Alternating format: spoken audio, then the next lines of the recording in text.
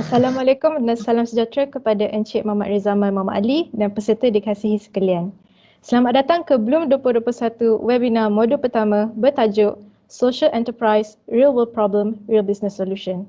Nama saya Siti Zahra binti Muhammad Adlum dan pada hari ini saya akan menjadi pengacara majlis untuk anda semua. Bagi memberkati majlis kita pada hari ini, marilah sama-sama kita menandatangan mengaminkan bacaan doa yang akan dibaca oleh Ahmad Amin Haikal bin Aswadi. Majlis dengan segala hormatnya dipersilakan.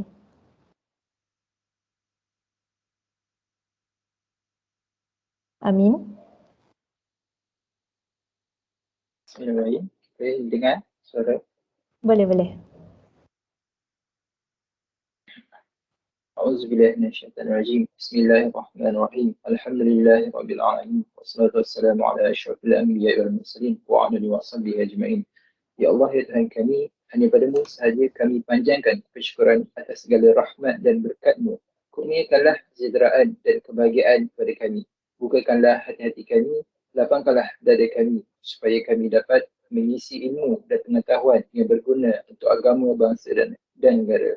Ya Allah, ya Rahman, ya Rahim, kami mohon kepadamu agar engkau berkatilah program webinar kami pada petang ini dengan limpahan rahmat-Mu. Semoga segala usaha kami dalam menjayakan program ini mendapat keredaan dan hidayah-Mu.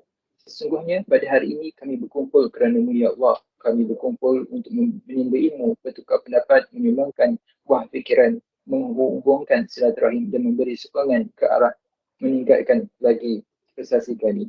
Ya Allah, ya Zal Jalal wal Ikram, kami memohon kekuatan dari hadrat-Mu, ya Allah, supaya kami yang hadir pada hari ini agar kami dapat melaksanakan segala kebajikan, dan kami mohon perlindungan daripada Engkau daripada melakukan keburukan. Ya Allah, kurniakanlah kepada kami kekayaan ilmu, pengetahuan dan hiasilah diri kami dengan sifat lemah lembut, serta muliakanlah kami dengan ketakwaan, indahkanlah diri kami dengan kesihatan. Ya Allah, ya Tuhan kami, Engkau selamatkanlah kami, keluarga kami, saudara kami, rakan-rakan kami dan negara kami daripada wabak dan bencana. Engkau berikanlah keselamatan dan perlindungan kepada kami. Sesungguhnya hanya Engkau yang maha berkuasa mentadbir alam ini. Rabbana atina fid dunya hasanatan wa fil akhirati hasanatan wa qina azabannar. Wa sallallahu ala sayyidina Muhammad wa ala alihi washabbihi wa barik wasallam. Walhamdulillahi rabbil alamin. Amin ya rabbal alamin. Terima kasih Amin. Baiklah, webinar kita akan bermula sebentar lagi. Jika anda mempunyai sebarang pertanyaan semasa webinar ini dijalankan, sila kemukakan soalan anda dalam chat box dan Encik Rezaman akan menjawab soalan anda pada akhir sesi ini. Tanpa berlengah lagi, saya menjemput Encik Rezaman. Okey, terima kasih. Assalamualaikum warahmatullahi wabarakatuh dan selamat petang semua. Waalaikumsalam. Saya harap semua sihat-sihat belaka ni. Tapi yang dah makan kan, yang dah makan janganlah tidur kejap lagi. Sabarlah ya, bersama saya ni kejap aja. Tak lama. Bukan senang ni nak dengar saya bebel ni. Jadi selamat datang kepada semua wakil-wakil. Saya tengok ramai nama ni. Okey. Jadi saya ucapkan selamat datang. Okey. Nama saya Rizalman, saya kena betulkan sikit ya. Saya bukanlah peker fashion. Nanti ramai pula datang nak PM tepi minta tanya pasal baju lah. Kan? Okey, bukan. Saya bukanlah peker fashion. Saya boleh buat baju tapi tak cantik nanti je gambarnya. Okey. Okey, saya datang daripada Magic ataupun bukannya saya buat silap mata. Magic itu nama panjang dia adalah Malaysia Global Innovation and Creativity Center. Salah satu agensi di bawah Kementerian Sains, Teknologi dan Inovasi. Apa kerja saya ni? Nanti anda semua akan mendengarnya. Okey, tapi sebelum itu, cuba kita tengok di ruang chat. Okey, apa khabar anda di sana? Tulis nyatakan di situ. Type dekat ruang chat. Masing-masing tuliskan dekat ruang chat. Letakkan dekat ruang chat tu, typekan dekat situ. Saya nak tahu apa perasaan anda masuk dalam kita punya sesi pada petang ini. Tulis kat chat. Tak adalah saya dengar seorang-seorang dah lah, gambar tak nampak. Kan? Tulis kat chat tu. Letak kat chat tu, apa khabar anda? Apa perasaan anda masuk dalam kita punya session? Oh, bagus, baik. Alhamdulillah. Mana lagi takkan 2 orang aja. Saya sihat. Terima kasih. Kali sihat je. Okey, Hidayah cakap seronok, excited sangat. Terbaik, excited. Okey, good.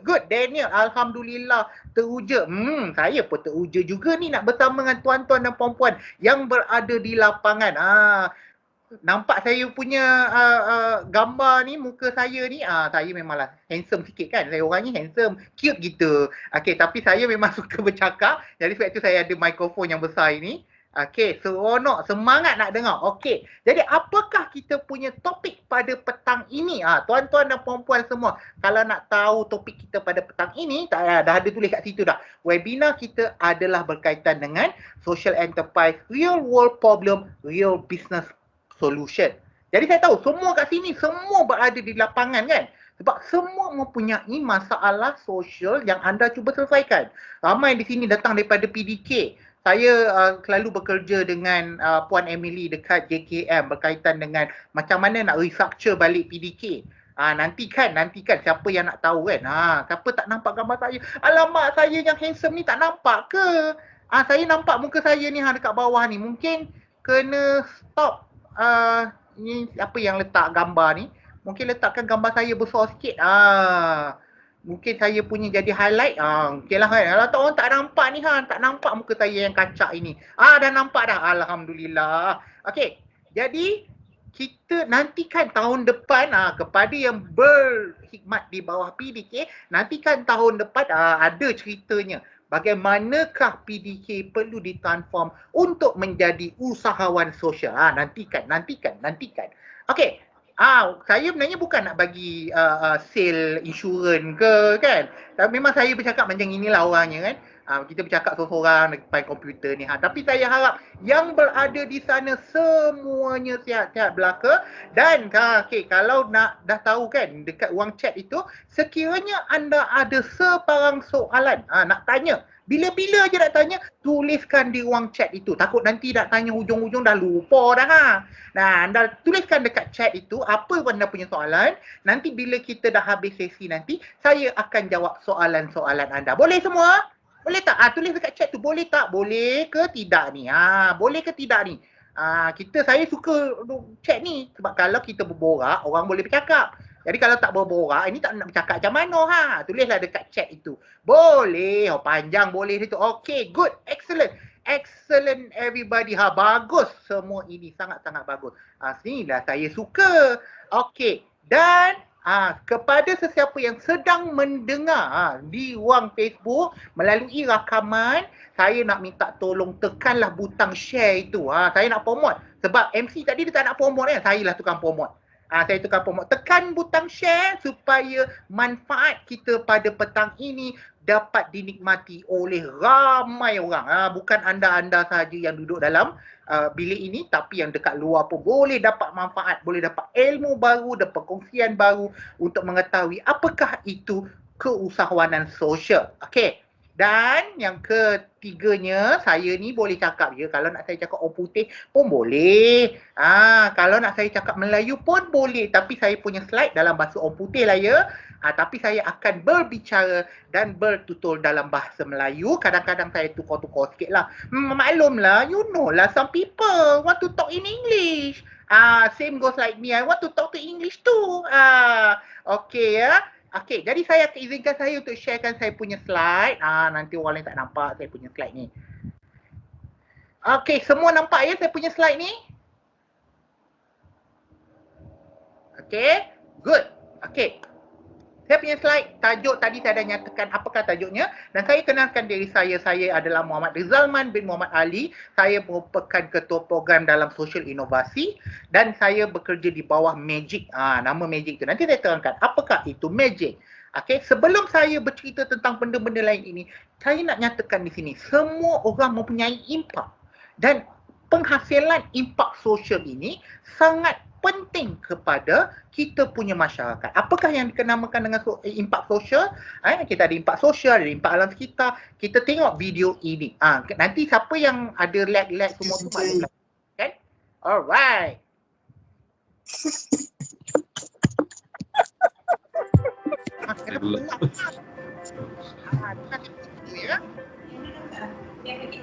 Dari tu. Suri ditubuhkan untuk membantu ibu-ibu tunggal dekat sini dengan memberi mereka skill dan juga peluang pekerjaan. Maridas is a social initiative aiming at empowering children through communities by providing a structured and sustainable reading program. At Project 57, our aspiration is to create a movement of hope of Malaysians who are proud to be Malaysian, standing together in unity, and also at the same time helping the underprivileged. In 2008, I set up Drop and Wash. We were looking for the alternative to traditional dry cleaning. At that time as well, there was a lot of homeless around. So the long-term impact is basically to give them employment and also upskill them and create a more meaningful life when they work at the same time.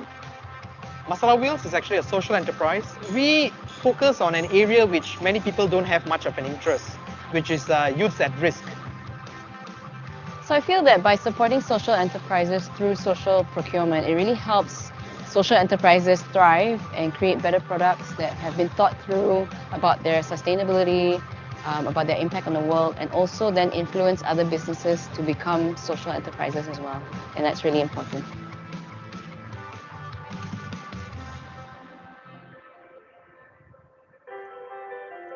Okey, itu sedikit video berkaitan dengan social impact. Kalau anda tengok tadi dekat awal-awal video tu dia berceritakan dengan Suri.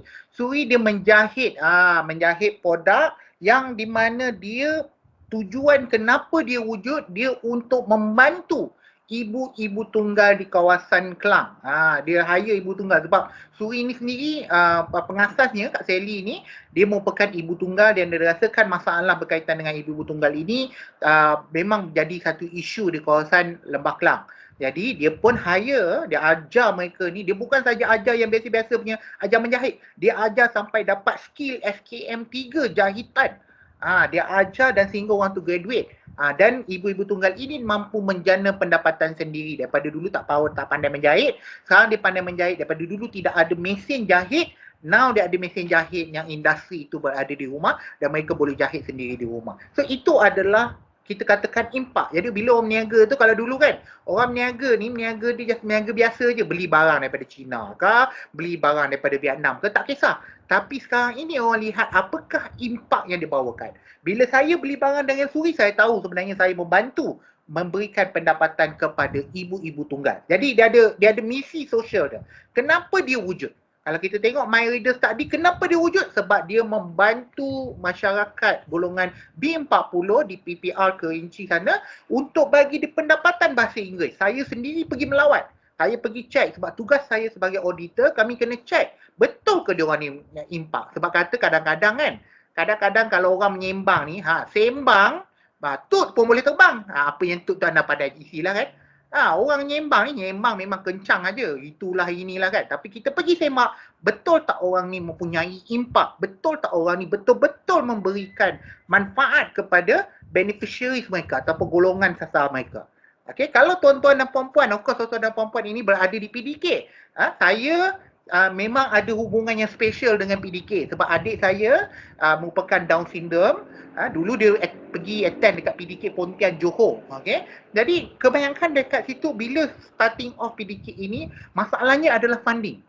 Kan? Takkan nak mengharapkan bantuan daripada kerajaan semata-mata. Jadi apakah yang perlu dibuat supaya PDK ini, inisiatif dia itu boleh sustain, boleh orang kata tu boleh hidup dengan sendirinya. Jadi kita lebih ramailah kita berdiskusi berkaitan macam mana nak sustainkan PDK ini. Okey, seperti mana yang saya nyatakan tadi, saya datang daripada Magic. Magic merupakan salah satu agensi, agensi di bawah Kementerian Sains Teknologi. Orang JKM 18. Okey, saya nak minta tolong kepada semua ya. Tadi saya mendengar nak kena download borang JKM 18. Okey. Jadi kepada semua kan saya nak minta tolong kalau anda boleh mutekan anda punya button dulu. Okey, supaya dia tidak mengganggu kita punya sesi pembelajaran pada petang ini. Okey. Tadi saya ceritakan berkaitan dengan Magic. Magic merupakan agensi di bawah Kementerian Sains, Teknologi dan Inovasi. Kami terletak di Cyberjaya. Kita ada satu je. Kita tak ada banyak-banyak tempat lah. Dan satu saja yang wujud di Cyberjaya. Okey. sebelum saya bercerita berkaitan dengan keusahawanan sosial ini, saya ingin sampaikan sedikit. Sekarang ini bila kita bercerita berkaitan dengan orang yang tak celik, tak celik huruf ataupun buta huruf ini, kita panggil sebagai illiterate. Dalam abad ke-21 ini, siapa kita bercerita berkaitan dengan tidak celik. Okey, tidak celik pada abad 21 ini bukanlah berkaitan dengan siapa yang tidak boleh membaca ataupun menulis.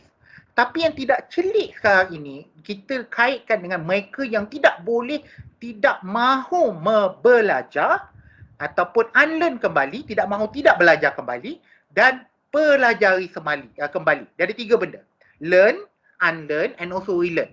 Sebab kadang-kadang ramai orang yang kita jumpa, saya rasa tuan-tuan dan puan-puan pun ramai dah kita dah jumpa ramai orang yang sembang palatau punya. Memang semua dia tahu. Kan, bila kita cerita je, dia dah tahu dah benda tu apa.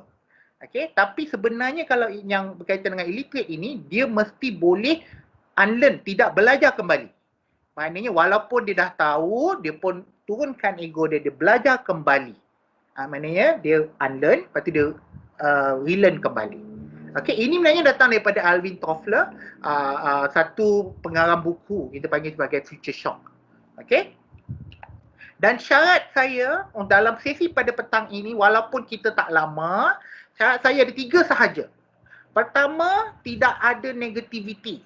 Tidak ada negativity. Kita kena buang negativity dalam kepala kita ni. Sebab apa? Sebab saya tahu di lapangan kadang-kadang tu ramai orang yang mempunyai skeptical.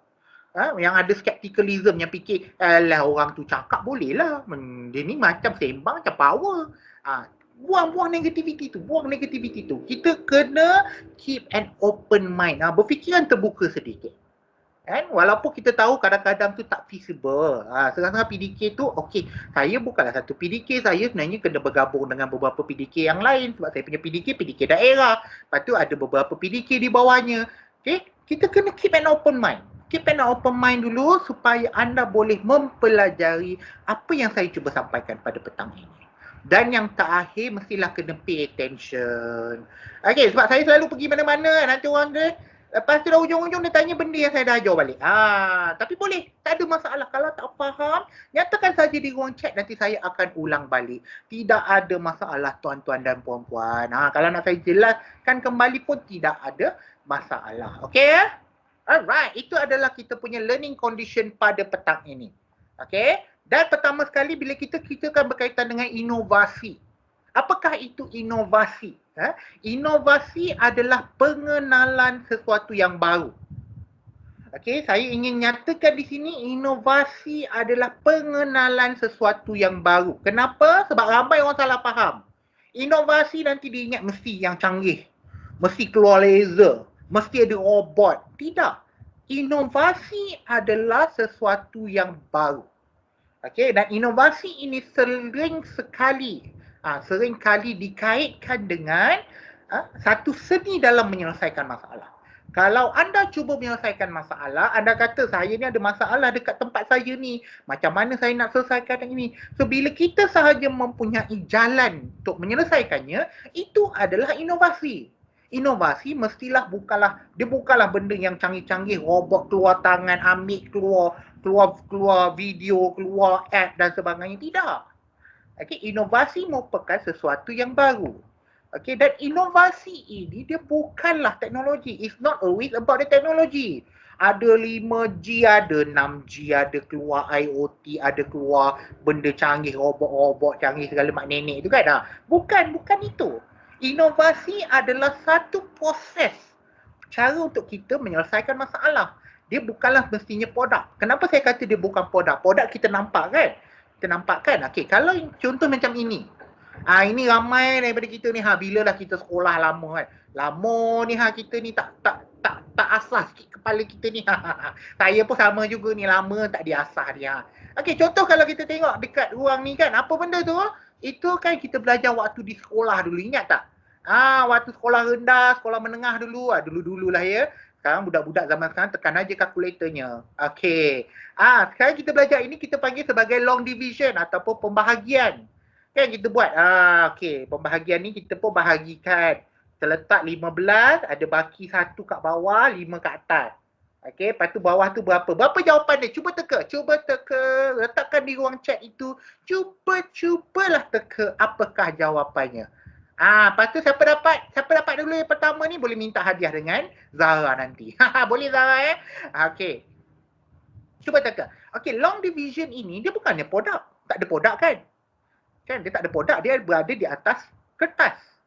Okey, dan pemikiran penyelesaian ini dikenalkan oleh Henry Bates pada tahun 16,000. Okey, 1600 dulu. Okey, pembahagian yang pertama dikenalkan oleh Al-Khwarizmi. Tapi bukan cara begini. Metod yang Al-Khwarizmi kenalkan agak sukar sedikit. Dia cara dia lain sikit. Okey, dan pada tahun 1600 Henry Bates memperkenalkan kaedah yang berbeza sedikit. Jadi beza sikit je. Okey, maknanya yang first mula-mula yang perkenalkan pembahagian adalah Al-Khwarizmi dan Henry Bates kenalkan kaedah yang lain. Okey, dia pun buat. Berapa jawapan dia? Cuba teka balik berapa jawapan dia. Okey, ni budak-budak universiti yang ada dalam ni semua pandai-pandai ni kan. Okey. Berapa jawapan dia letakkan di ruang chat. Nanti kita akan tengok. Okey. Dan apakah itu inovasi sosial? Okey, saya tak akan cerita panjang pada semua sebab semua sini kita nak terus masuk pada usahawan sosial. Saya just bagi tahu saja inovasi sosial ini adalah sama ada produk, dia boleh jadi produk, dia boleh jadi proses, dia boleh jadi program, dia boleh jadi projek, dia boleh jadi polisi, dia boleh jadi platform, apa-apa sahaja. Okey, yang mencabar kedudukan sosial, sistem sosial semasa. Okey, macam tadi kita tengok kan, okey, macam mana anda mendidik modul-modul yang anda didik pada anak-anak di PDK. Okey, mungkin anda rasa, modul ni tak berkesan pada budak-budak cerebral palsy. Takkan modul dia sama dengan budak-budak lembam? Mesti lain sikit kan? So, mungkin kita perkenalkan modul yang baru. Itu merupakan satu proses yang berlainan. So, itu kita panggil sebagai inovasi sosial. Kerana apa? Existing yang sedia ada. Sistem sosial yang sedia ada itu tidak berkesan kepada anda punya beneficiaries, anda punya golongan-golongan sasar. So, kita tukar cara yang berbeza sedikit. Okey? Tapi ini lebih akademik. Okey, saya takkan sentuh banyak sangat. Okey, tapi saya nyatakan di sini social inovasi. Inovasi sosial ini dia melangkau boundary. Okey, public sector boleh buat, private sector boleh buat, non-profit sector, NGO boleh buat, academician boleh buat. Siapa-siapa sahaja boleh buat inovasi sosial. Dia bukannya mesti SE je boleh. Apa itu SE? Nanti saya akan kenalkan sebentar nanti. Okey, ada elemennya, saya tak akan sentuh pada ini sebab dia akan jadi lebih teknikal. Okey. Mula-mula kita ada isu-isu setempat. Okey. Kalau tengok kawasan tuan-tuan dan puan-puan kan, mesti ada isu apa yang anda cuba selesaikan. Saya dekat kawasan saya ni ramai budak-budak asnaf yang tidak bekerja. Ramai budak-budak ni memang tak ada, kita tengok kalau dekat kampung saya tu panggil kecil-kecil tak nak mati dah besar menyusahkan orang. Kan, kalau dekat kampung saya dululah mak saya kan nampak motor lalu je. Wah! Ni mampus kau kejap lagi. Selalu je kabur macam itunya kan. So kita cakap budak-budak ni budak yang tidak masalah, budak ni bermasalah, tak ada masa depan, sampah masyarakat dan sebagainya. Tapi ini adalah isu sosial di kawasan kita. So, kita mulakan dengan isu sosial ini dan kita pun kata, okey, jadi mungkin kita nak buat bengkel sikit. I nak buat bengkel, I nak ajar budak-budak yang tak ada kerja ni, kita ajar dia cara-cara nak membaiki motosikal ataupun cara nak buat aircon dan sebagainya. Buat bengkel sikit, kita ajar dia skill. Okay? Dan daripada itu kita pun wujudkan satu syarikat yang kita boleh ajar mereka secara percuma, dalam masa yang sama kita buat duit. Okay, ini kita panggil sebagai SE ataupun usahawan sosial. Dan ada juga kalau yang kita canggih sikit, kita buat tech startup. Yang teknologi base, macam tadi kita cerita buat app lah, kan? Kita buat sebagai bentuk-bentuk teknologi dan sebagainya. Okay, ataupun kita jadi persatuan. JKKK tu kita daftarkan sebagai persatuan, kita bentuk ini, kita ajar mereka macam KRT dulu kan kita ada kan, rukun tetangga tu kan, so kita bentuk mereka ini melalui non-profit, ataupun kita melalui kita sebagai mungkin tuan-tuan dan puan-puan ini ada daripada JKM, okey, kita nak bantu mereka menggunakan platform kerajaan, ataupun kita daripada badan-badan korporat, daripada syarikat-syarikat swasta nak bantu buat CSR dan sebagainya. Okey, so apa saja yang anda nak bantu itu kita panggil sebagai inovasi sosial. Okey, dan benda entiti-entiti yang jalankan ini hanya kita panggil sebagai deployment. Okey, yang kita develop itu adalah teknologinya, itu adalah methodnya. Okey, yang jalankan deploy itu adalah entiti-entitinya. Okey, pada hari ini kita akan ceritakan berkaitan dengan social enterprise. Okey? Dan apa itu social enterprise sebenarnya? Kita ada social enterprise. Perkataan social enterprise atau bahasa Melayunya, Jawanya enggak boleh kan? Orang Islam ngomong Jawa. Saya tak boleh nak bercakap Jawa. Itu je lah yang saya pandai daripada dulu sampai sekarang. Orang Islam ngomong Jawa. Maksudnya adalah saya tidak biasa bercakap Jawa. Itulah. Okay. What is social enterprise? Saya ada quote daripada saya mantan CEO kami. Social entrepreneur or business are change maker. Mereka ni yang mengubah. Ini adalah agent yang mengubah sesuatu.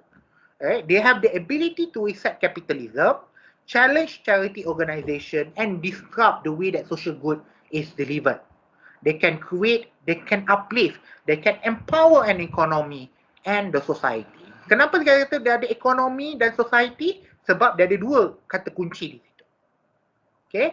Kata kunci yang pertama adalah social. Kata kunci yang kedua adalah entrepreneur. Dia ada dua, satu perkataan social, satu perkataan entrepreneur. Maknanya bahasa Melayunya satu adalah usahawan, satu adalah social. Jadi itu nama dia usahawan social. Okay. Dan apakah definisinya? Definisi usahawan sosial di Malaysia merupakan satu business entity. Dari perkataan pertama dia merupakan satu business entity yang berdaftar di mana-mana undang-undang bertulis di Malaysia yang menghasilkan impak positif, impak sosial dan alam sekitar yang positif secara proaktif. Dalam masa yang sama mempunyai kewangan yang mampan. Saya terpaksa translate. Saya translate sikit. Tapi bahasa orang putihnya, a social enterprise is a business entity that is registered registered under any written law in Malaysia that is proactively creates positive social or environmental impact in a way that is financially sustainable. Okey, ayat dia tu macam panjang aja. Okey, ada beberapa saya pecahkan. Saya bantu di sini, saya pecahkan dulu. Pertama, kita cerita berkaitan business entity. Apakah itu business entity? Di Malaysia ada 5 jenis business entity. Kalau anda ingin menjadi usahawan sosial, anda boleh berdaftar sama ada pertama berdaftar di bawah SSM. Okey, kedua, kalau tidak berdaftar di bawah SSM, kita berdaftar di bawah ROS. Maksudnya Persatuan dan Pertubuhan boleh menjadi usahawan sosial. Tak semestinya usahawan sosial mesti yang SSM je. So kalau yang anda ni daripada ROS, register PDK kebanyakan yang daftar di bawah ROS, anda boleh jadi usahawan sosial. Kita ada usahawan sosial yang berdaftar di bawah ROS. Banyak je persatuan yang menjalankan perniagaan. Okey. Yang ketiga, kalau tak nak juga, SSM tadi tak nak, ROS juga tak nak. Yang ketiga, dia daftar sebagai koperasi di bawah Suruhanjaya Koperasi Malaysia. Okey, SKM. Okey, jadi koperasi. Ataupun tak nak juga. Yang keempat, kalau ramai orang muda, yang muda-muda ni boleh daftar di bawah Pertubuhan Belia. Okey, Pertubuhan Belia ini berdaftar dekat, Pertubuhan Belia, dia boleh berdaftar di bawah ROY ataupun di bawah Kementerian Belia dan Sukan. Okey, di bawah Akta Pertubuhan Belia. Okey, itu adalah ROY. Ataupun yang berada di Borneo, di Sabah dan Sarawak, dan juga Labuan, dia berdaftar dengan pihak berkuasa tempatan masing-masing. Sebab dia orang boleh pergi je dengan Majlis Bandaraya Kuching, boleh daftar. Okey, MBKU, Dewan Bandaraya Kuching, tu dia boleh daftar perniagaan. Okey, dia tak macam dekat Malaysia, kalau dekat Semenanjung tak boleh daftar dekat PBT. Dekat Borneo dia boleh daftar dengan PBT. So ada 5 jenis entiti. Okay. Maknanya kita boleh pilih. Tak semestinya kata usahawan dia mesti daftar SSM. Tidak. Kalau usahawan sosial dia boleh daftar dalam 5 jenis entiti. Okay. Dan yang kedua, kata kunci yang kedua adalah dia mesti ada impak proaktif. mempunyai impak positif yang proaktif. Erti kata lain, soalan yang saya selalu tanya, kenapa anda wujud?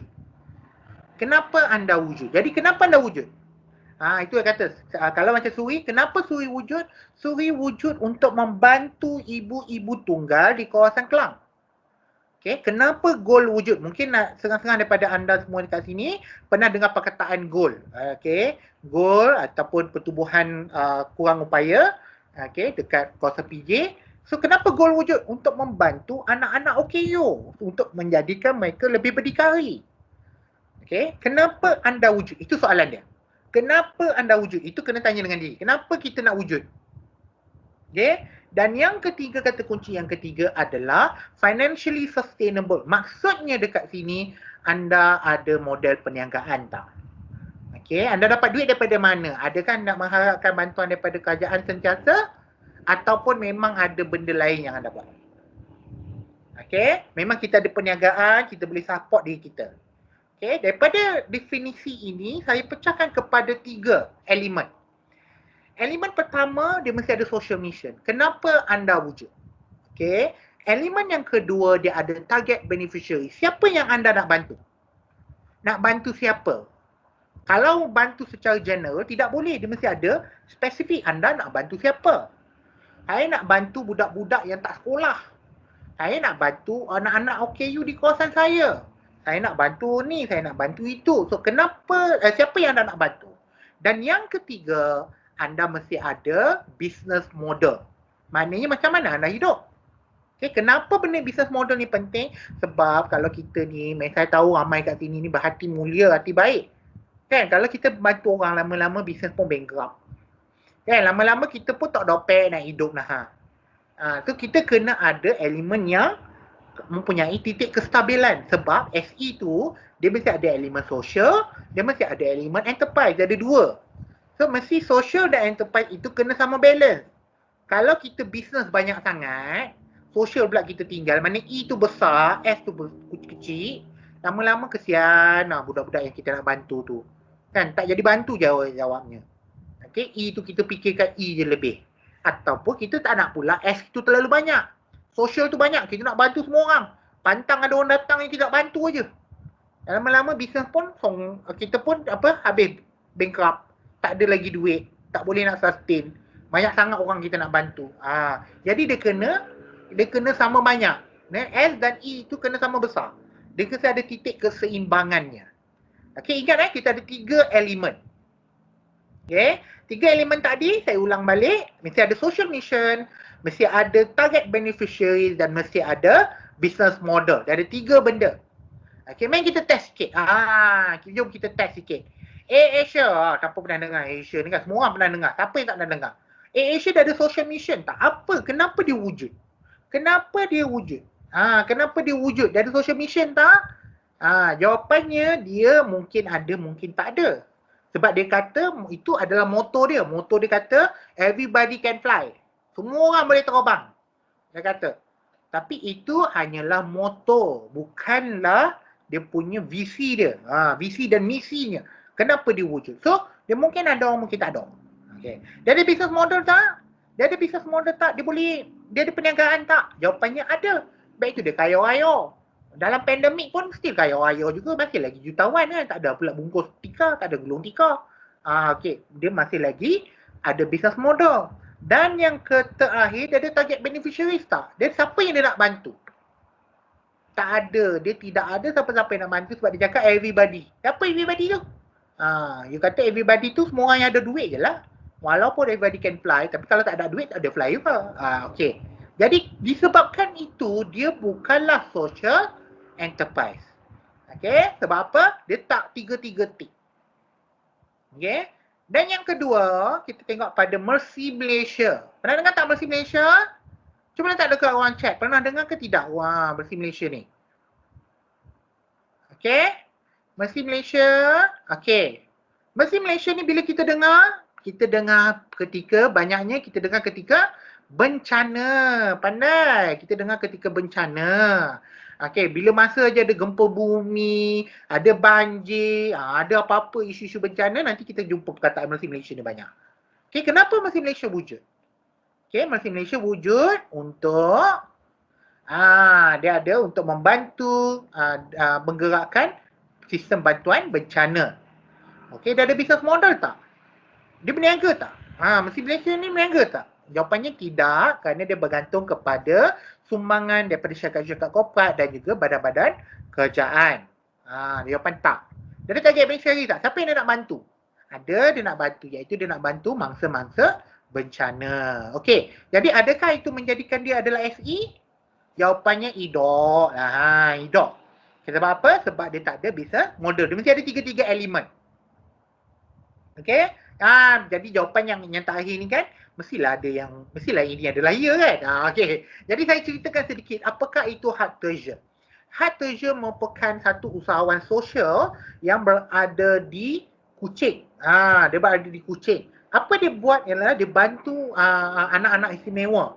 Dia bantu anak-anak istimewa ini, golongan-golongan OKU ini dipanggil sebagai angel. Okey, dia panggil dekat angel. Dekat Sarawak, keadaan dia sedikit berbeza. Okey, tahukah tuan-tuan dan puan-puan, 60% tau anak-anak istimewa di Sarawak lepas lahir, okey, lahir je kalau anak tu OKU, dia apa dia buat? Dia tinggalkan anak dia. Dia buang anak dia. 60% kes itu berada di Sarawak. Okey. Sebab apa? Sebab mereka rasa menyusahkan nanti nak bela. Okey, kita rasa kalau dekat Semenanjung ni susah, bayangkan dekat Sarawak tu. Yang dekat pedalaman dan sebagainya, apa dia buat? Dia tinggalkan aja kalau anak ni keluar anak yang OKU. Okey, jadi apa Hard Treasure buat? Hard Treasure ni dia mengambil budak-budak ini, dia ambil anak-anak ni, dia panggil mereka itu sebagai angel. Okey, dia panggil sebagai angel. Dia take all these angel dan dia latih mereka. Okey, kalau kita tengok produk-produk yang dia buat ini, bukan sahaja produk yang dibuat oleh anak-anak OKU. Tapi sebenarnya mereka mengajar anak-anak OKU ini sebagai ada ajar management muscle. Okey, muscle training. Okey, kita tengok tangan ni kalau getar-getar apa semua kan, dia akan ajar untuk menguatkan muscle memory. Okey, dia ajar supaya budak-budak yang ada CP dan lembam dan juga Down syndrome ini, dia boleh buat produk sebab dia memerlukan penelitian. Dan walaupun nampak produk ni, produk ni simple-simple aja. Tahukah tuan-tuan dan puan-puan semua, produk-produk mereka ini available sampai ke Jepun sana. Walaupun nampak pada mata kita nampak macam biasa je. Tapi sebenarnya produk mereka ini available sampai ke Jepun sana. Dia ekspor sampai ke Jepun. Okey? Dan macam mana dia membantu budak-budak ni? So dia memberikan latihan, dia berikan speech terapi dan berikan terapi kepada anak-anak ini supaya mereka boleh berdikari di luar. Dia bukanlah nak suruh jadi anak-anak OKU ni jadi CEO Microsoft kah, nak jadi orang besar ke tak. Yang penting dia jadi functioning member of society, ataupun nama bahasa kampung saya ni tak menyusahkan orang. Yang penting dia keluar, dia tak menyusahkan orang. Dia boleh hidup dengan sendirinya dan sebagainya. So they make them to be independent. Okay, jadi berdasarkan itu, dia ada social mission tak? Ya, dia mempunyai social mission untuk membantu anak-anak angel ini. Kalau angel lah. So dia membantu angel ini. Okay, dia ada business model tak? Ada. Tu yang produk-produk yang dilaksanakan oleh, yang dibuat oleh budak-budak ni, angel ni, dan dia akan jual lah. Dia jual. Dan cantik. Produk-produk ni sangat cantik. Tuan-tuan dan puan-puan boleh tengok produk-produk ni dekat Lazada, boleh tengok produk dia sangat cantik dan kami pun beli di Magic, kami selalu beli daripada mereka untuk kita berikan sebagai sedah hati kepada rakan-rakan yang datang ke office lah.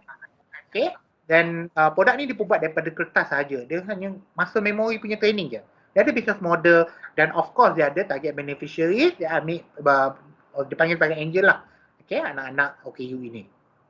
Okay, disebabkan dia ada tiga elemen itu dan dia menjadikan dia adalah social enterprise. Okay, dia mesti ada tiga elemen. Okay, kalau daripada itu kita melihat dari segi spektrum, kalau anda perasan lihat dekat mouse saya ini, di sebelah kiri adalah elemen S. Dia adalah elemen social dia lebih. Okay, di sebelah kanan adalah elemen E. Jadi SE itu berada di tengah-tengah. Okay, dan lama-kelamaan kebanyakan daripada non-for-profit, non-for-profit ini, kebanyakan daripada mereka cuba bergerak ke arah tengah. Contohnya adalah WWF. Tahu tak WWF? Bukan yang wrestling tu Bukan yang wrestling itu. WWF adalah World Wildlife Fund. Okay. Dia ada base dekat KL.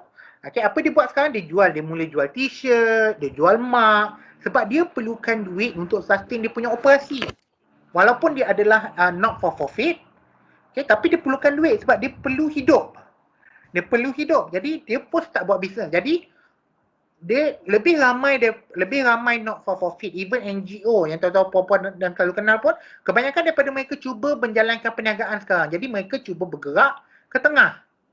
Dan kebanyakan syarikat-syarikat besar, even AirAsia sekalipun, dia cuba bergerak ke arah tengah. That's why diwujudkan AirAsia Foundation, kan. Dia cuba buat banyak benda yang baik. Even big company lain pun kebanyakannya untuk bergerak ke tengah. Walaupun belum lagi tengah-tengah, tapi ramai daripada mereka cuba berganjak sedikit demi sedikit.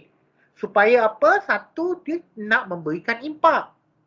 Kalau dekat NGO, kenapa? Sebab dia nak make sure dia punya intervention tu, apa yang dibawakan itu boleh sustain. Orang tak adalah kata sekali buat program, satu habis tutup NGO. Okay, dia nak sustain, dia nak hidup lama NGO tu. Okay, that's why dia perlukan perniagaan juga. Dia tak boleh bergantung harap dengan donation dan sumbangan. Okay, that's why dia cuba bergerak ke tengah. Okay, dan bagaimanakah business model? Okay, saya nak masuk pula yang topik kita pula yang berikutnya adalah bagaimanakah business model? Model-model perniagaan macam mana yang SE ini adopt? Macam mana dia orang boleh hidup? Mungkin daripada sini, tuan-tuan dan puan-puan juga boleh ambil iktibar dan ambil pengajaran. Oh, kita boleh buat macam gini rupanya. Oh, kita budak-budak ni ada buat produk, kita boleh jual. Okay. Apakah business model yang wujud? Okay, contoh yang pertama kita panggil sebagai subsidi bersilang. Okay, cost subsidization. Cost subsidization ini bermaksud, okay, kalau ada 5, okay, dia macam contoh. Ada 5 orang beli produk dan kita pun subsidize 2. Ataupun 3 orang beli produk, 1 saya bagi percuma kepada orang yang memerlukan. Ini diambil pakai, contoh adalah Yayasan PT Foundation.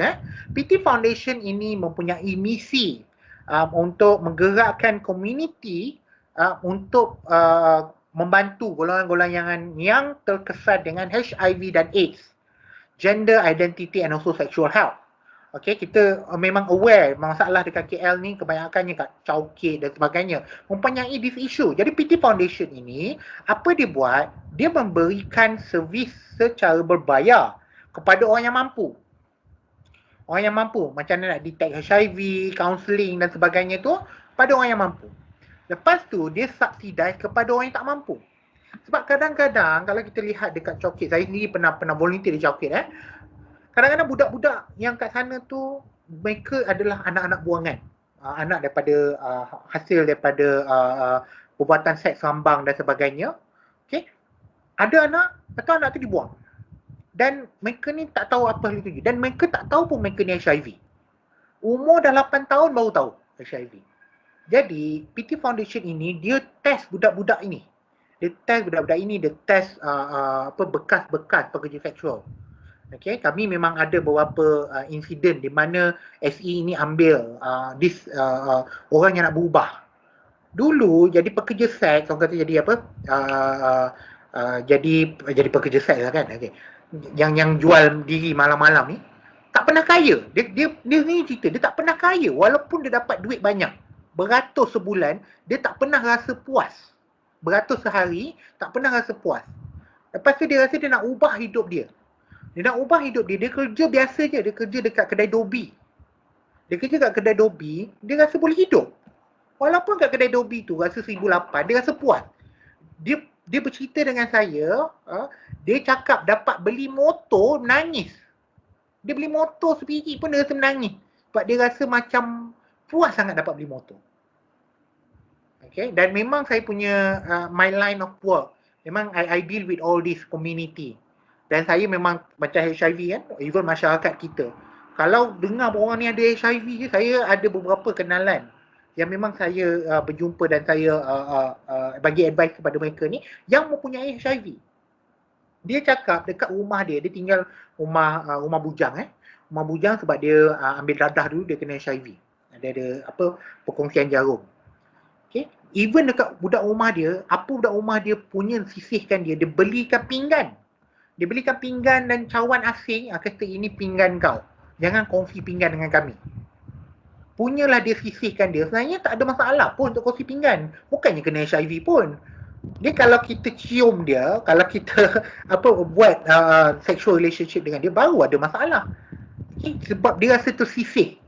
Dan ramai daripada mereka ni bila disisihkan oleh masyarakat, dia bunuh diri. Walaupun sebenarnya dia orang tu insaf terhadap keadaan mereka. Jadi these are the thing yang PT Foundation provide.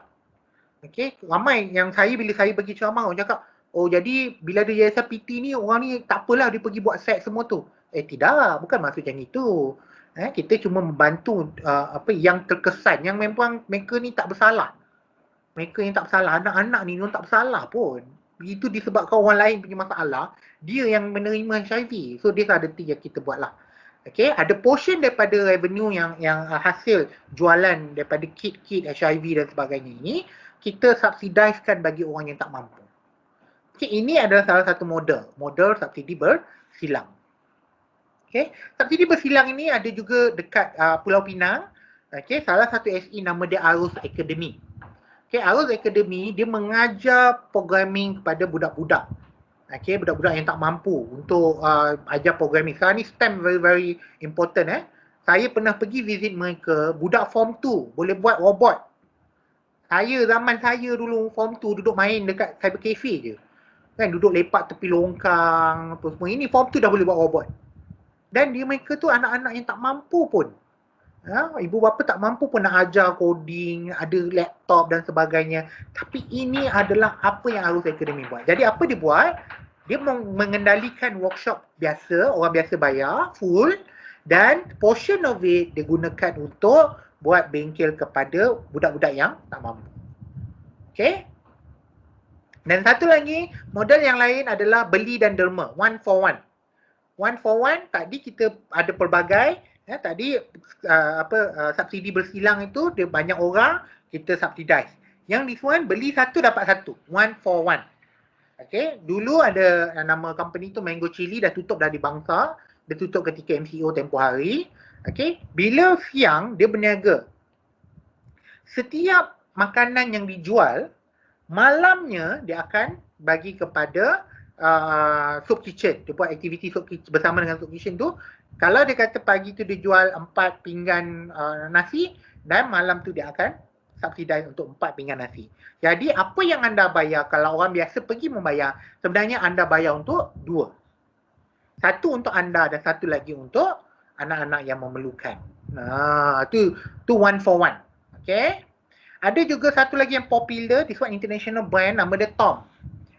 Tom ni popular tau, kerana pengasas dia ini merupakan peserta daripada Amazing Race.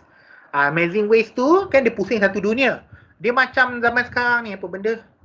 Ni yang lari-lari yang Korea tu. Running Man tu kan. Dia macam Running Man juga tapi dia merupakan satu dunia. Nama dia Amazing Race. Okay, bila peserta ini pergi ke South America, dia pergi ke Argentina ketika itu, dia tengok ramai budak-budak tak pakai slipper. Pakai kasut. Okay, dan bila dia tengok kaki dia orang tu bukan tak pakai kasut macam kita zaman kita kat kampung dulu. Ini tak pakai kasut tu sebab kaki dia orang tu dia jadi teruk. Jadi merekah, ada bakteria dan sebagainya. Okay, kita zaman kita tu tak pakai kasut tu pergi main bola, jalan-jalan dekat padang kan. Pergi terjun dekat sungai. Tu lain ceritanya. Ini yang teruk punya condition. Jadi bila habis Amazing Race Asia, Amazing Race ketika tu, dia pun wujudkan satu company panggil sebagai Tom. Dia punya misi dia memang 1 for 1. Jadi kalau kita beli kasut Tom, sebenarnya kita akan dapat 2. Kita akan beli untuk 2. Satu yang kita pakai, satu lagi untuk anak-anak. So dulu dia start dengan South America, sekarang ni dia available dekat sumbangan dia tu, dia bagi dekat Afrika, India and also a lot of third countries lah. Okay, anda boleh Google aja Tom. Dia ada dia punya dokumentari macam mana dia bantu anak-anak ini. Okay. Okay, ini adalah tadi kita ceritakan tentang Heart Treasure. Jadi Heart Treasure ini membantu, okay, dia bantu anak-anak ini, okay, dia buatkan produk and services dan dia jual kepada orang biasa dan memberikan employment opportunity kepada anak-anak ini. Okay. Okay, next one kita yang ni adalah inclusive business, perniagaan menyeluruh, di mana golongan rentan kita ataupun golongan beneficiary, golongan sasaran anda itu sebahagian daripada perniagaan kita. Okay, contoh lain adalah Discover Muay Thai. Discover Muay Thai ni saya memang terlibat directly dengan mereka dah beberapa tahun pun. Okay, yang tadi saya ceritakan berkaitan dengan remaja bermasalah. Okay, ada remaja-remaja bermasalah ini diambil daripada orang yang merompak, budak-budak lagi dah pandai merompak bersenjata, bukan merompak biasa, merompak bersenjata yang terlibat dengan ais dan dadah dan sebagainya. Yang orang kata kalau kat kita punya bahasa kampung itu tu ni, yang kecil-kecil tak nak mati, dah besar menyusahkan orang. Jadi mereka ini melihat anak-anak ini, remaja ini bukanlah sebagai sampah masyarakat.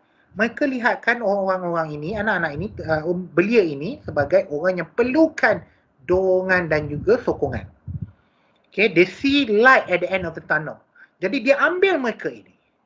Okay, tuan-tuan dan puan-puan boleh search dekat YouTube, tengoklah, tulis je tak, Discover Muay Thai. Discover Muay Thai Malaysia, akan nampaklah apa yang dia orang boleh buat. Okay, kebanyakan daripada mereka itu, saya sendiri pernah berjumpa dengan beneficiaries ini, golongan sasaran ini, saya jumpa. Bila saya berbual dengan mereka, saya tak tahu pun mereka tu sebenarnya budak jahat. Saya tak tahu pun mereka ni budak jahat. Sebab mereka diajar, dia ajar cara untuk menghormati orang, dia ajar pasal disiplin, honor, self-confidence, resilient and also leadership. Mereka ajar mereka ni. Okay, bila mereka ajar ini, dia bukanlah again, macam saya cakap tadi, bukanlah langsung jadi CEO Microsoft ke, jadi big boss Petronas ke dan sebagainya, tapi menjadi functioning member society. Kalau mereka dapat jadi orang besar tu, alhamdulillah. Tapi kalau paling tidak pun mereka ni menjadi orang yang berguna. Jadi orang lah kan, jadi orang dalam masyarakat. Bukannya terus wujudkan masalah. Okay, so mereka ni diambil. Okay, dalam masa yang sama, mereka ini juga dijadikan sebagai pelatih Muay Thai. Mereka ni diajar untuk menjadi jurulatih Muay Thai. Okay, jadi bila kita pergi, kita belajar, kita tak tahu pun kita punya trainer tu sebenarnya daripada budak-budak bermasalah. Okay, so dan selepas mereka keluar, mereka ada opportunity untuk bekerja sebagai trainer ataupun mereka boleh bekerja dengan gym dan sebagainya. Ada yang keluar sambung belajar balik, dan ada juga dia punya peserta ini mewakili Malaysia dekat Sukan C sebagai atlet Muay Thai negara. Dan dia menang, dapat silver tak silap saya. Sukan C hari itu. Okay, ini adalah kisah yang lain pula, eksklusif. Saya suka banyak bercerita, jadi kalau tuan-tuan dan puan-puan ada juga nak kongsikan, nanti boleh juga kongsikan, tidak ada masalah. Okay, next one dalam eksklusif business adalah Dialogue in the Dark. Dialogue in the Dark, saya pendekkan cerita. Bayangkan tuan-tuan dan puan-puan yang dah hidup lama. Kita ni dah celik, saya ni dah 30 tahun lebih dah celik mata. Bayangkan satu malam anda tidur, besoknya anda bangun, dunia anda gelap, tidak nampak apa-apa. Bayangkan, satu malam saja. Itu adalah salah satu masalah yang berlaku dan oleh salah satu daripada beneficiaries, daripada golongan sasar Dialogue in the Dark. Nama dia Kak Siti, dia merupakan bekas eksekutif dekat Bank Islam. Dia bangun-bangun, satu pagi, dia 32 tahun hidup, nampak cahaya. Bangun-bangun satu pagi, tak nampak apa-apa. Sebab dia mengalami glaukoma. Bangun-bangun, gelap gelita dunianya. Apakah perasaan anda? Tuhan tarik nikmat, satu malam je, pop tak ada. Apakah perasaan anda? Itulah yang berlaku. Ketika itu, Kak Siti ni dia sampai nak bunuh diri. Yelah, kita celik 32 tahun, tak pernah, tak terbiasa. Saya, memang I feel sorry for her. Saya sebenarnya, bukanlah saya bias, tapi saya macam, yang memang lahir buta, saya rasa tidak ada masalah. Itu personal saya. Saya rasa tak ada masalah sebab apa? Mereka dah terbiasa. Okay, dia dah biasa dengan tak nampak cahaya. Orang yang dah nampak celik 32 tahun, tiba-tiba jadi macam itu. Bayangkan kita punya trauma tu macam mana. Nak bunuh diri, Kak Siti tu nak bunuh diri, 2 kali cuba bunuh diri. Tak boleh bekerja, terpaksa berhenti bekerja. Tak nak makan, berkurung dalam rumah dan sebagainya. Jadi Dialogue in the Dark ini mengambil orang-orang macam ini dan dia latih supaya dapat ada dapat mengubah mindset mereka dan juga dapat mengajar mereka menjadi somebody. Okay, dia bagi pekerjaan kepada mereka. Dekat Siti ini, fortunately enough for me, saya dapat berjumpa dengan beneficiary ini sekali tu dalam Dialogue in the Dark ni. Dia ada satu ruang yang gelap gelita. Kita masuk memang pitch black. Dia memang ajar kita macam mana orang buta ini, orang buta rasa. Okay, kita nampak gelap, jalan dalam kegelapan, pegang tongkat tu, nak rasa apa benda ni dan sebagainya. Sekali tu handphone saya berbunyi, jadi saya cuba tarik handphone, duit shilling terjatuh. Bila duit shilling terjatuh, dia bercakap, Cik Man, jatuh 50 sen. Saya punyalah tak percaya. Saya ingatkan dia pakai apa, goggle yang nampak malam tu kan. Saya baru tahu punya bila dia boleh dengar daripada duit shilling jatuh, dia boleh tahu berapa sen yang jatuh. Duit 50 sen, duit 20 sen, duit 10 sen tu mempunyai bunyi yang berbeza bila jatuh ke atas lantai. Dia boleh tahu berapa sen yang jatuh. Saya memang tak percaya betul time tu. Okay, bila dah habis saya tahu, rupanya dia boleh dengar. Dia ada tahu bunyi lain. Okay, so Dialogue in the Dark ini provide employment opportunity dan dia ajar mereka ini menjadi dalam career yang berbeza. Contohnya bila anda telefon DG call center, telefon kakak nak mengadu pasal masalah apa semua, kita tak tahu yang mengangkat itu most likely dia adalah orang buta sebab dia ada collaboration dengan Dialogue in the Dark. Orang buta yang angkat telefon tau, you punya customer service tu. Most of the time customer service adalah orang buta bila dia ada collaboration dengan DID lah. DG saya tak tahu yang lain. Ketika tu DG ada collaboration dengan mereka lah. Okay, jadi apakah misi mereka? Untuk empower the blind and visually impaired community in Malaysia, di mana dia incorporatekan preferential hiring policy sebab dia memang nak hire orang yang buta ni, orang-orang yang mempunyai visually impaired ataupun yang mempunyai masalah glaukoma lah. Okay, sebab ramai orang tak sedar mempunyai dia ada glaukoma issue. Okay, saya laju sikit, ada cerita-cerita lain juga. Okay, micro-franchise ini dia ambil contoh pada foodbike ini, dia ambil pekerja yang pekak dan bisu, dia buka sebagai macam bahasa kita mudahnya dia buka stall burger lah. Dia buka stall burger tapi mereka ni untuk F&B. Okay, dia jual kopi, dia jual biskut dan sebagainya. Okay, dia buka stall-stall ini dan dia empower mereka ini. Jadi bila nak pergi beli, kalau siapa berasa pergi ke KL nanti boleh melawat mereka dekat salah satu lokasi dia adalah di Menara CIMB KL Central. Nak order kopi kena buat bahasa isyarat. That's really interesting. Itu sangat-sangat menarik bagi saya. Dia ada tunjuk cara nak buat lah. Macam kita nak kopi, ada tangan ni, kita buat kopi. Nanti dia tahu itu maknanya kita nak kopi. Okay, ataupun siapa yang tak pandai boleh tunjuk je lah kat situ. Tapi dia memang ajar bahasa isyarat dan sebagainya lah. I think that's really something that really cool lah to me. Okay. Ada juga, this one tidak ada di Malaysia, Embrace. Kalau dekat US, incubator bernilai $20,000. Tapi dia orang menghasilkan satu yang lagi affordable dengan harga $25 je dah dapat. Okay. Okay, Silent Teddy merupakan salah satu SE juga. Dia memperkasakan golongan pekak dan bisu. Okay, dia kerja dia buat biskut. Bila saya pergi, produk mereka bukanlah yang biasa-biasa. Kalau anda pergi ke Starbucks, anda boleh tengok biskut daripada Silent Teddy. So, dia orang sampai ada collaboration dengan Starbucks. Okay, Starbucks dibangsa dengan Starbucks di Pulau Pinang yang untuk golongan bisu punya tu. Okay, itu semua itu diajar oleh Silent Teddy.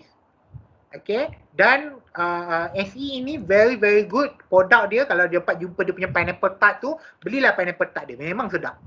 Saya memang suka pineapple tart dia lah. Okay, ada juga business model yang lain, profit distribution dan environmental focus.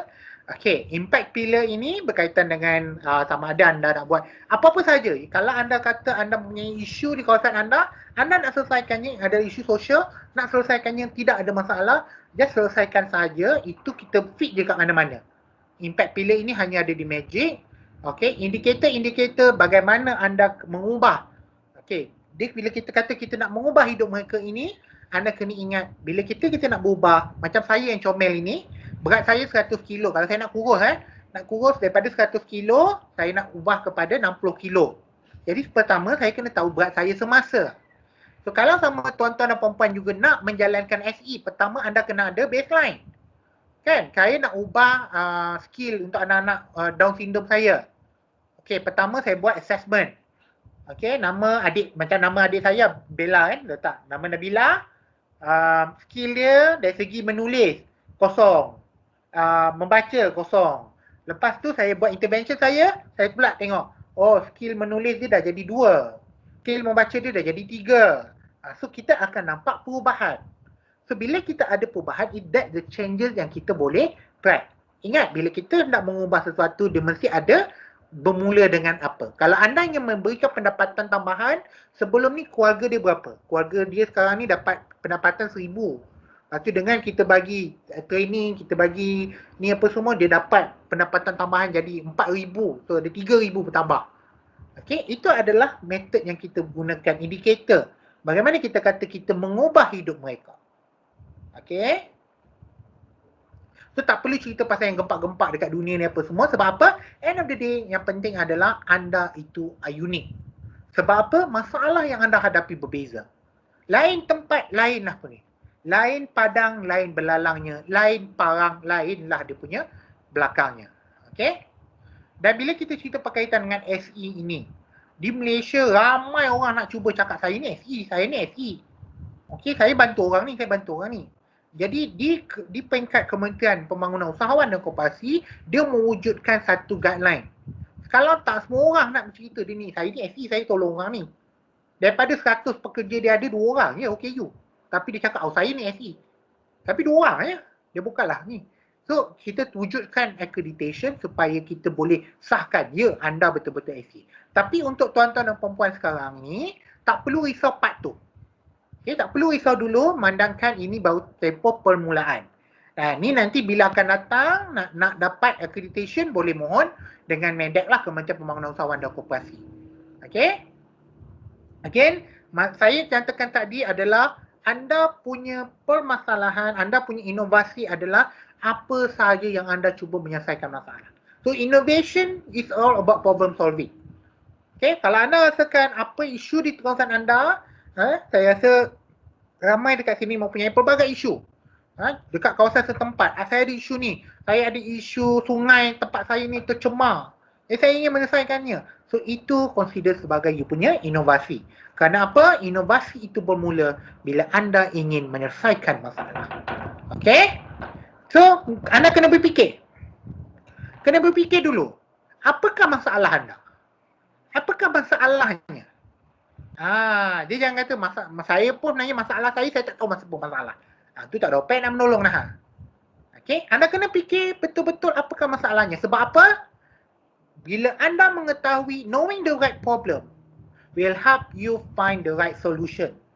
Kalau anda dapat tahu apakah sebenarnya masalah anda, dari situ anda boleh tahu apakah penyelesaian yang betul. Okay? Kalau tak, nanti tak akan dapatnya masalah apa. Okay? Kalau nanti anda cari penyelesaian, tak menyelesaikan pun masalah utama. Okay? Contohnya, kita kata masalah yang saya nak cuba selesaikan ni, anak-anak OKU saya ni, mereka tak cukup pendapatan. Jadi apa saya buat? Saya ajar mereka menulis. Kono ke tak kono tu? Itu kan tak kono tu. Jadi dia tidak menyelesaikan masalah. Jadi you need to think about your problem really well. Fikirkan masalah itu sedalam-dalamnya. Bukan sedalam-dalam cintamu ya. Fikirkan sedalam-dalam masalahnya itu, baru anda boleh tahu sama ada masalah itu, penyelesaian yang anda cuba kenalkan itu menyelesaikan ataupun tidak masalah berkenaan. Boleh ya? Okey. Sebab apa? Kalau kita tahu, kalau tengok dekat luar sekalipun, kan, kalau dekat corporate dia akan tanya, what's your problem? Apa masalah ini? Duk cerita masalah aja. Tu kita kena tahu masalah apa sebenarnya. Barulah anda boleh mendapatkan penyelesaian yang betul. Okey? Saya tak akan cerita berkaitan dengan ini. Ini yang tadi saya katakan, bila anda dah tahu masalahnya apa, barulah anda tahu solutionnya apa. Okey, saya tak akan sentuh berkaitan dengan technicality apa, tapi saya nak cakap di sini, dia kena ada masalah yang betul dengan solution yang betul, dia baru fit. Kalau tak, nanti dia tak fit. Okey, nanti tak kono. Macam tadi saya cakap lah, tak kono nanti kan. So anda ada masalah, anda ada penyelesaian, dia kena masuk betul-betul. Kalau tak, nanti anda punya penyelesaian tidak menyelesaikan masalah yang anda cuba nyatakan. Okey, di situ sahaja saya punya sesi pada petang ini. Okey, saya tahu ramai yang nak tanya. Put in the question. Letak je dekat ruang chat itu. Ada kau bondo nak ditanyanya? Okey. Anda boleh dapati apakah yang cerita pasal magic ini. Tengok dekat website kami ataupun layari kami punya media sosial. Di Facebook kami magic.cyberjaya ataupun di Twitter, kalau anda ni yang rajin Twitter, Magic Cyberjaya, ataupun Instagram kami magic_cyberjaya, ataupun di LinkedIn Magic Cyberjaya. Okey, dengan itu saya sudahi saya punya sesi saya pada petang ini. Dengan wabillahi taufiq wal hidayah. Wassalamualaikum warahmatullahi wabarakatuh. Silakan Zara. Terima kasih Encik Izaman. Okey, kita dah sampai ke question and answer session, Q&A session. So, siapa-siapa yang have question for Dr. Izaman, boleh buka mic and Encik Izaman akan jawab soalan anda, ataupun anda boleh letak soalan anda in dalam chat box and kita akan jawab soalan anda. Sila. Ya, silakan bertanya, jangan malu, jangan segan. Jangan malu, jangan segan. Tanya je, tanya. Tidak ada Kalau nak buka mikrofon pun boleh. Okay, jangan malu ya nak bertanya. Ataupun yang nak cerita berkaitan dengan dia punya pengalaman dekat PDK masing-masing. Saya tahu ramai kat sini ada isu kat PDK. Saya nak berniaga tapi saya punya income masuk dekat tempat lain. Lama-lama budak-budak saya tak dapat apa-apa. Macam mana nak selesaikan ni? Macam itu. Ada nak bertanya? Siapa-siapa? Saya minum dulu haus lah. Okey.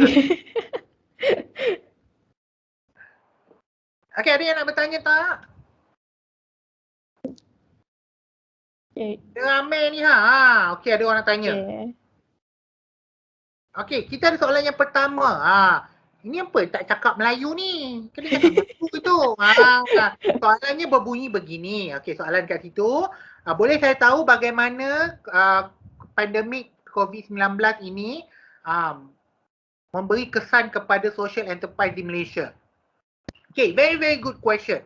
Okay, very good question. Kalau kita lihat, tadi ingat tak kita punya yang spektrum tu kan? Ada S di sebelah kiri, ada E di sebelah kanan. Okay, bila pandemik berlaku COVID-19 ini, SE yang saya ada, SE yang kami ada di bawah Magic ini, saya nyatakan di sini, SE yang di bawah program saya push, satu program kita, tidak ada satu pun yang tutup. Tak ada satu pun yang tutup. Sebab apa? Bila kita ada elemen S dengan elemen E, okay, dia boleh bergerak dekat dia punya garisan itu. Jadi kebayangkan daripada mereka bergerak ke elemen S lebih. Bila bergerak ke elemen S, mereka boleh terima banyak donation.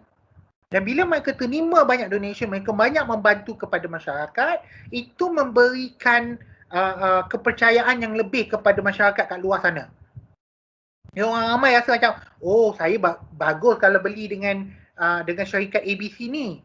Sebab diorang ni membantu ibu-ibu tunggal. Dalam masa yang sama ketika COVID ni, benda ni bagus untuk mereka. Okay? So itu adalah jawapan saya. Okay, soalan yang kedua. Okay, bagaimana untuk memilih best and suitable e-commerce platform? Okay, apakah platform e-commerce yang paling sesuai untuk produk-produk anda? Okay, pertamanya kalau anda mempunyai produk, tak kisah produk apa sahaja, first kali kena fahami produk apa. Okay, mestilah tak boleh main masuk saja. Contohnya, okay, produk nasi biryani takkan nak letak dekat Shopee. Betul tak? So, kena fahami produk apa yang anda ada. Okay, dan apakah dia punya sifatnya. Okay, kalau kita pergi ke Shopee itu lebih produk apa? Dia lebih kepada yang produk yang lebih affordable. Okay, kalau produk anda produk premium, kita tak pergi Shopee, kita pergi Lazada. Okay, ataupun kita pergi platform-platform lain yang lebih premium. Okay, Shopee ni kebanyakannya yang produk yang murah. You guys nanti kena compete. Okay, dan kalau setengah-setengah daripada pihak tu, dia wujudkan dia punya e-commerce platform dia sendiri. Dia buat dekat website dia sendiri. Okay, yang soalan yang ketiga, bagaimana nak menjadikan kita ini berbeza daripada e-commerce? Okay, Bila anda berkaitan dengan SE, salah satu elemen penjualan yang terbaik adalah elemen impak. Bila anda menjual, kita berjual sekali dengan penceritaan. Okay, you punya impact storytelling. Bagaimana bila beli produk ini membantu golongan-golongan rentan. Again, dia bercerita impak. Jangan jual kesian. Okay, untuk menjadi SE jangan jual kesian. Sebab apa? Bila saya tahu dekat sini ramai kat sini kan, nanti bila dah jual dengan elemen kesian apa jadi? Sekali tu je lah jualnya. Betul tak? Kan duduk time kita duduk rehat dekat kedai-kedai kan, datang orang bawa jual apa tisu. Belilah juga kita, kesiannya pasal. Belilah juga tisunya, tapi sekali tu je lah kau belinya. Tak adalah nak beli lagi kan. Okey. Jadi jangan jual kesian. Jual ceritanya. Apakah cerita di sebalik produk anda? Dan kena make sure you are market competitive. Okay? Kalau kita beli, kita kata kesian orang tu berpanas dekat traffic light kan. Berpanas, kita pun belilah mangga dia. Lepas tu sekali tu, tak sedapnya mangga dia. Beli lagi tak? Tak beli dah. Okay, kena kompetitif. Maknanya kita jual produk yang sedap. Kita tadi saya tunjuk Silent Teddy. Produk dia sedap walaupun dibuat oleh OKU, Pekak dan Bisu. Orang beli lagi dan pendapatan dia bukan sikit-sikit saja tuan-tuan dan puan-puan. Beratus ribu setahun. Tahu beratus ribu pendapatan dia. Okay. So itu adalah ni, kita jual ceritanya. Bila you sedap, benda tu sedap, orang akan beli. Dan walaupun mahal sedikit, bila kita ada cerita di belakangnya, orang kata tak apa, berbaloi. Okay, saya suka dengan soalan yang keempat ini. Bagaimana Magic mendidik komuniti di luar sana? Okay, bagaimana? Itulah jawapannya macam kita buat hari ini. Okay, bila kita buat hari ini, cerita kita pada hari ini, tak bermaksud anda semua akan jadi usahawan sosial. Tidak. Dan saya pun tak ada pun nak paksa. PDK semua jadi SE. Tidak lah kan. Jadi apa yang berlaku pada hari ini, kita bagi pendidikan. Dan bila yang mendengar di Facebook juga, kita bagi pendidikan. Supaya pertama, anda mengetahui wujudnya SE. Sebab dekat Malaysia ni baru lagi tau perkataan SE tu. Ramai orang tak aware. Usahawan sosial tu benalah apalah usahawan sosial. Jadi kita bagi pendidikan dulu. SE. Okay, kalau yang dah mahir sikit, baru kita melihat dari segi pembelian impak. Baru orang tahu, oh kita kena beli, kita kena sokong SE ni. Okay, kalau kita tak tahu SE tu apa, macam mana nak terus beli impak? Okay, kita kena tahu dulu SE apa. Jadi, apa yang kami buat seperti mana hari ni, kita bagi pendidikan, kita banyak go live, that's why pakai mic, cantik mic saya ni kan. Jadi, sebab saya selalu bagi talk to make sure orang faham apakah itu SE. Dan juga bukan saja Magic yang kena bertanggungjawab, yang di luar, yang menjadi SE juga kena bertanggungjawab. Sebab apa? End of the day, bukan Magic yang untung. Tak dapat dah duit saya bila jual untung banyak-banyak tu. Kan Silent Teddy tak ada pun bayar saya buat apa-apa. Pergilah saya mata-rata duk jaja nama Silent Teddy, dia tak bayar pun commission. Jadi SE juga bertanggungjawab untuk menyampaikan ceritanya, untuk memberikan impaknya. Apakah penceritaan impak? Bila anda membeli ini, anda membantu golongan Pekak dan Bisu untuk kita latih lagi ramai. Untuk kita latih masyarakat di luar sana. Jangan sisihkan mereka. Okay, dan sebagainya. Okay. Okay, kita ada soalan yang berikutnya. Adakah patut membeli sambil menderma? Relevan tak? Okay. Saya ada sedikit jawapan yang bias sikit. Membeli sambil menderma ini hanya relevan. Okay, hanya relevan ada tika dan masa. Okay, dia bila kita tengok sepanjang tahun tu, bila masa orang banyak derma? Paling banyak derma bila? Cuba teka. Orang paling banyak derma bila? Bila orang paling banyak derma? Cuba teka. Zara tengah termenung tu. Cuba Zara jawab. Zara, bila orang banyak derma? Tengah fikir. Tengah fikir. Okey, jawapan betul. Okey. Saya undur sikit. Dia bukan hari raya. Derma itu berlaku banyak ketika bulan puasa. Dia bukan raya, puasa. Bila Ramadan datang, Ramadan tiba. Okey, jadi ramailah orang menderma. Okey. Jadi slogan itu, ya. Terima kasih saya sedap menyanyi. Okey. Kan? Dia orang menderma bila Ramadan tiba dan ketika itu slogan itu lebih relevan. Bila selain daripada itu, kadang-kadang orang lama-lama fed up untuk mendelma. Kan? Asyik kau je minta duit aku. Kan? Sepanjang tahun kita asyik minta duit dia aja. So mungkin kita kena ubah strateginya. Okay? Sebab apa? Bila dia membeli, dia memang akan beli, dia akan dapat produk. Okay? Bila dia membeli dan mendelma, maknanya dia dapat produk plus dia kena delma. Saya beli RM10, dapat RM5 saya kena derma. Jadi harga dia RM15. Okey? Ataupun saya memang beli harga RM15, saya dapat produk. Dia tak tahu pun dia derma. Tapi bila dia beli, dia memberikan impak. Again, penceritaan anda memberikan impak itu adalah penting. Okey, dia kena tailor-made. Dia strategi derma sepanjang tahun tu tak boleh. Okey?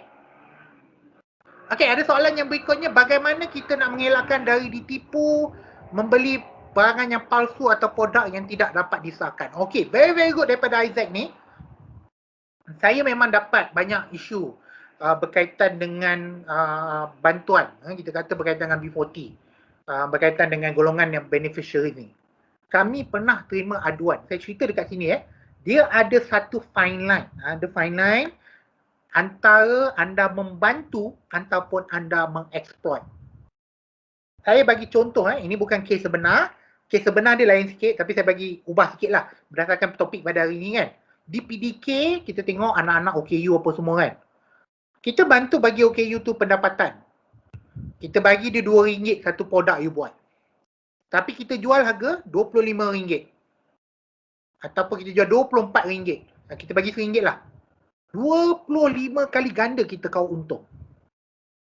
Okay, that's a fine line between anda membantu ataupun anda mengeksploit.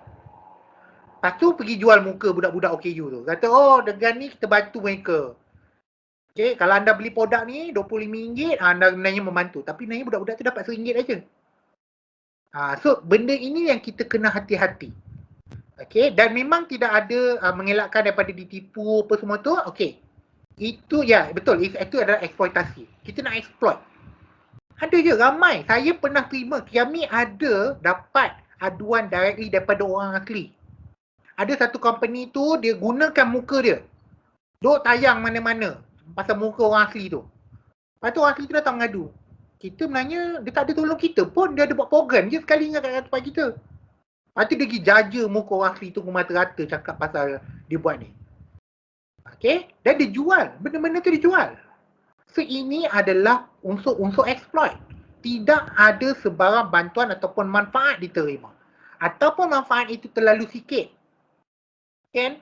Jadi saya cakap beli RM1, you bayar orang tu RM1 tapi you jual RM25. RM24 je you telan. So itu elemen eksploitasi. Sebab itu saya nyatakan tadi ada garis panduan. Dekat kementerian kita wujudkan garis panduan. Jadi mana-mana SE yang telah pun dapat akreditasi daripada Kementerian Pembangunan Usahawan dan Koperasi, bermaksud mereka yang diakreditasi maksud mereka tu kita dah sahkan. Dia tu tulis. Yes, betul daripada PPDK tolak tu. Anda betul, memang betul. Dia dekat kita punya akreditasi tu, dia ada guideline dia. Dia ada berapa persen. Maksimum berapa persen. Dia tak boleh main taram aja. Kan? Dia ada bagi berapa banyak persen you kena bagi pada orang asli tu, beneficiary tu, supaya tidak ada elemen-elemen eksploitasi.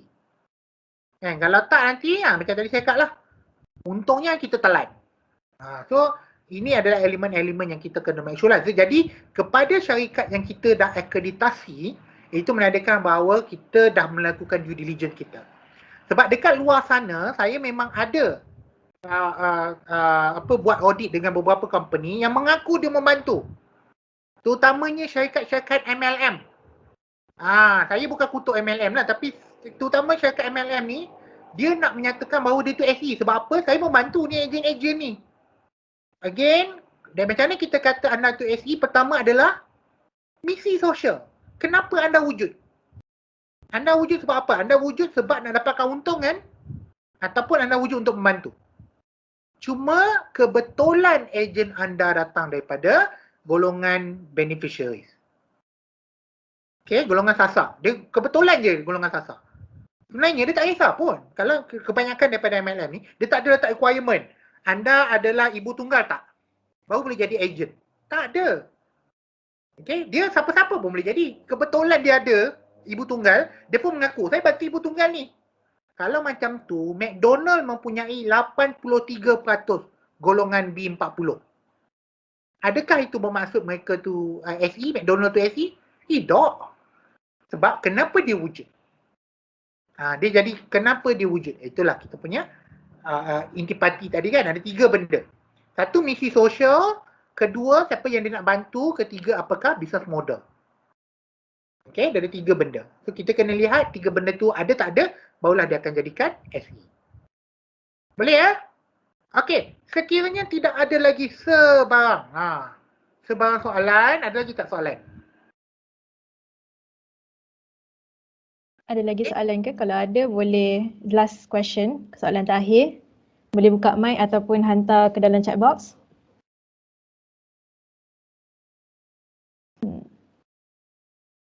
Encik Zaman, rasanya tadi soalan terakhir. Ya. Okey, tidak ada Okey, kalau tak ada, okey, sekiranya ada soalan-soalan tambahan, boleh majukan kepada sekretariat. Okey, majukan kepada sekretariat, nanti sekretariat akan majukan kepada saya.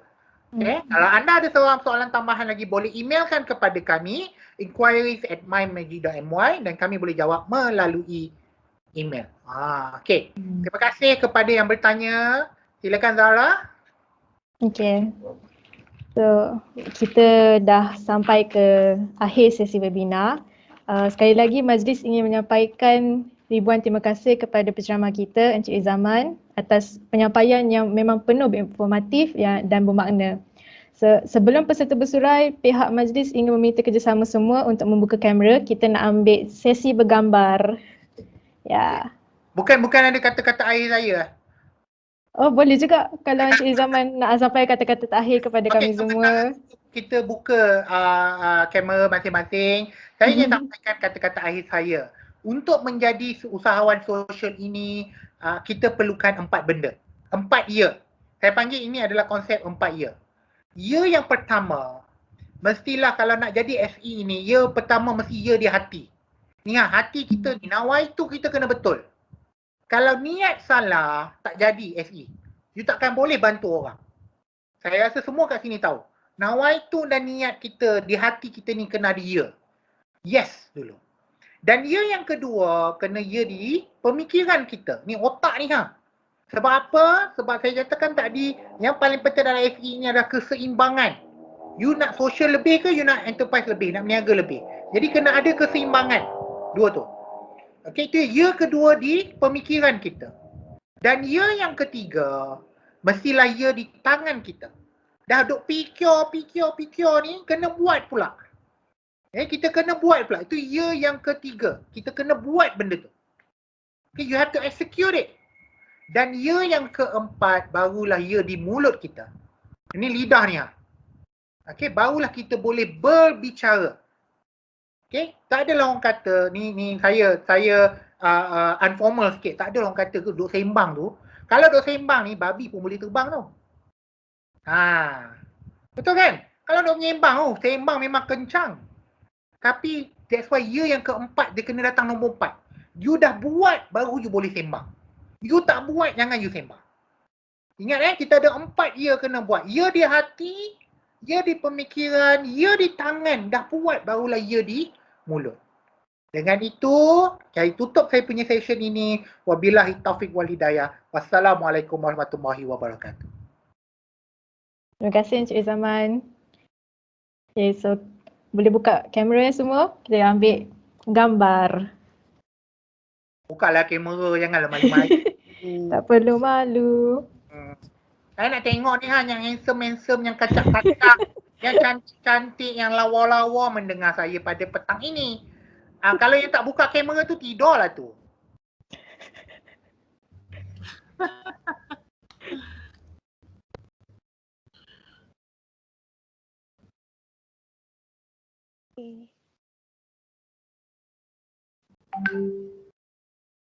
Ambil gambar tak ada everyone ready?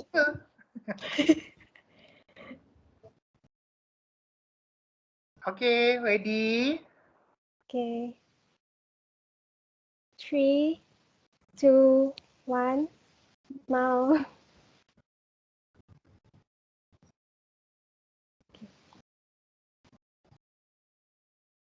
Okay, one more picture.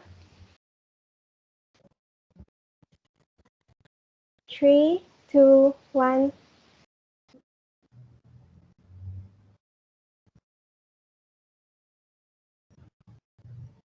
Okay, one more freestyle. Okay, 3, 2, 1.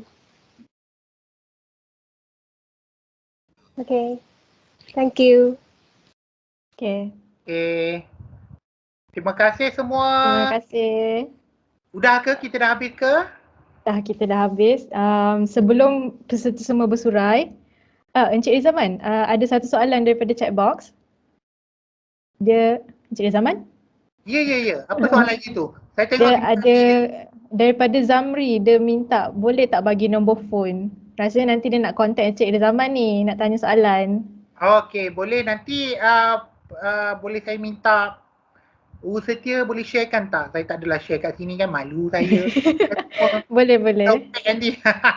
Okay. Boleh. Okay, so untuk makluman semua, Bloom sebenarnya mempunyai platform rasmi di Instagram dan Facebook untuk mempromosikan produk kraft tangan daripada PDK seperti pada skrin, dan sila follow Instagram dan Facebook kami seperti tertera dalam chat box dan pada skrin untuk mendapatkan maklumat terkini berkenaan projek kami. Sokongan anda semua amatlah dihargai. Dan sebelum kita bersurai, saya ingin memohon kerjasama anda semua untuk imbas QR code yang sedang dipaparkan pada skrin atau tekankan link dalam chatbox SMST ini untuk mengisi borang maklum balas. Bagi pihak jawatankuasa Bloom UTP, saya ingin mengucapkan jutaan terima kasih dan setinggi penghargaan kepada semua yang menghadiri sesi ini. Dengan demikian, Bloom 2021 webinar modul pertama sampai ke penghujungnya. Terima kasih dan semoga kita semua berjumpa lagi. Ya. Boleh. Terima kasih. Baik. Terima kasih Encik Izaman. Terima kasih. Daripada Muhammad Aikal, mana nak dapat gambar tadi? Gambar tadi boleh dapatkan melalui Instagram kami. Boleh follow bloom.utp. Ya. Thank you so much. Ya, welcome.